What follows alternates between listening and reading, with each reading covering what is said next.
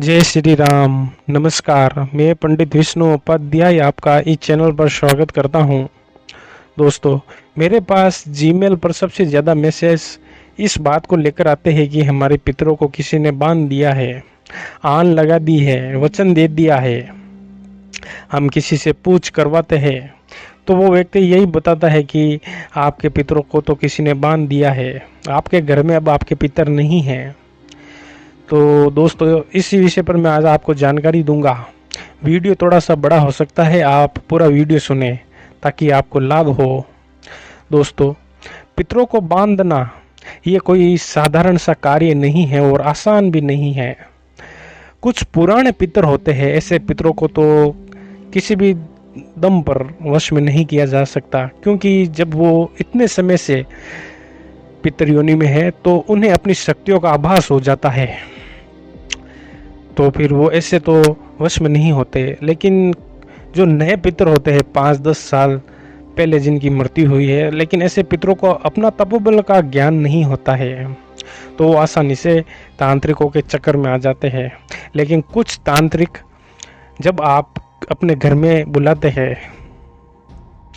उससे पहले सब ठीक होता है, लेकिन कोई छोटी मोटी समस्या होने पर आप बुला लेते हैं। लेकिन ऐसे तांत्रिक जिसके पास पहले से ही कोई पितर या प्रेत ये सिद्ध किए हुए हैं, तो वो अपने साथ में लेकर चलता है। और जब ऐसा तांत्रिक आपके घर में आता है तो आपके पितर को साथ में लेकर चला जाता है।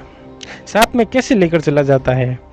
उसके पास जो जिन जिनात होते हैं वो आपके पितरों को पकड़ कर ले जाते हैं और आपको पता भी नहीं चलता। और कई बार कोई ऐसी चीज़ आपके घर में चुपके से डालकर चले जाते हैं जिससे आपके कुल देवता और कुल देवी और आपके पितरों का बंधन हो जाता है। समस्या आपके उसके बाद बहुत ज़्यादा बढ़ जाती है। कई बार ये भी होता है कि जब किसी व्यक्ति की मृत्यु होती है तो शमशान घाट में कोई तांत्रिक उनकी हड्डियों को इकट्ठा करके, थोड़ी सी हड्डियाँ, 2-3 हड्डी अपने पास ले जाकर किसी स्थान पर बैठकर एक छोटी सी क्रिया के द्वारा आपके पितरों को बुला लेते हैं।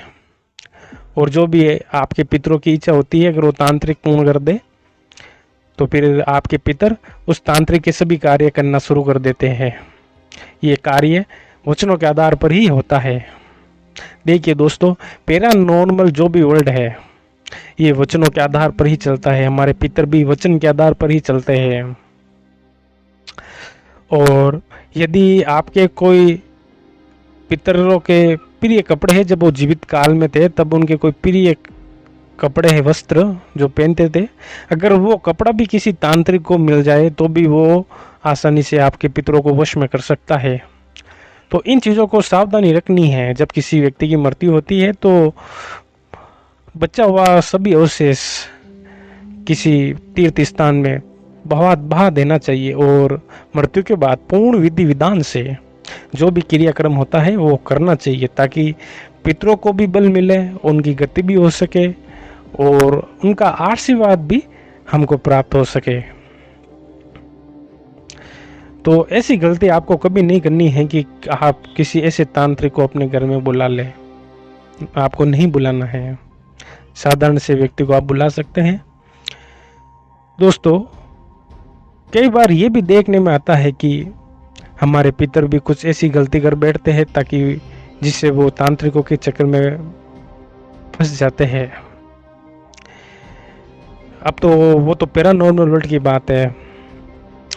दोस्तों, अब मैं जो आपको एक जानकारी दे रहा हूँ, एक आपको उपाय बता रहा हूँ। यदि आपके पितर किसी तांत्रिक के वश में हैं, कोई उन्हें बांध रखा है, तो आप एक काम कीजिए। रात को जब आप सोए उससे पहले आपके घर में जहां आपके पितरों की तस्वीर है वहां आपको हाथ जोड़कर खड़े हो जाना है और अपने पितरों से निवेदन करना है कि आप जहां कहीं भी है, आपको किसी भी प्रकार की समस्या है, जो भी समस्या है, आप हमें सपन में दर्शन दीजिए। दोस्तों, आप ऐसा 10 दिन 15 दिन तक कीजिए। अगर आपके पितरों का सपन आ जाता है तब तो अच्छी बात है। ये उपाय आपको उस वक्त करना है जब आप सोने लगे, तभी आपको करना है। अगर आपको अपने पितरों का सपन आ जाए तो अच्छी बात है, और सपन में कुछ बोलकर बता दे तो अच्छी बात है। सपन में आकर चले जाए तो ये कहीं ना कहीं उनका बंधन है, कुछ रुकावट है जिस कारण से वो बोल नहीं रहे हैं। अगर आप ये उपाय 10-15 दिन कर रहे हैं और आपको आपके पितरों का सपन नहीं आया है, तो उसके बाद आप ये कीजिए, रात को उसी समय वही उपाय, लेकिन आपको एक संकल्प लेना है या आप वचन ले लीजिए कि आपकी जो भी समस्या है आप हमें बताएं, हम जहाँ तक हमसे हो सकेगा हम उससे पूर्ण करने की कोशिश करेंगे। इस प्रकार से आप सीधे हाथ में जल लेकर वचन ले लीजिए और उस वचन लेने के बाद उस जल को आप छोड़ दीजिए। निश्चित दोस्तों, आपके पितर जहाँ कहीं भी होंगे आपको आकर बताएंगे। दोस्तों ये उपाय करें जिससे आपको ज्ञात होगा आपके पितर कहाँ हैं। दोस्तों, पितरों से डरने की किसी भी प्रकार की कोई ज़रूरत नहीं है। आपके पितर वही है जिन्होंने आपको जन्म दिया है, चाहे वो आपकी माता हो, पिता हो, दादा हो, दादी हो, काका जी हो, काकी जी हो, जो भी हो। अगर आपके घर के पितर हैं तो आपको उनसे किसी भी प्रकार की डरने की ज़रूरत नहीं है। आप उनके दिन में जो भी उपाय करेंगे उन्हें खुशी ही प्राप्त होगी। दोस्तों ये उपाय करें, और इस उपाय से आपको कितना लाभ हुआ या नहीं हुआ वो आप मुझे कमेंट में बताएं, ताकि मैं आने वाले समय में आपको और अचूक उपाय बता सकूं। अब मुझे आज्ञा दीजिए। नमस्कार। जय श्री राम।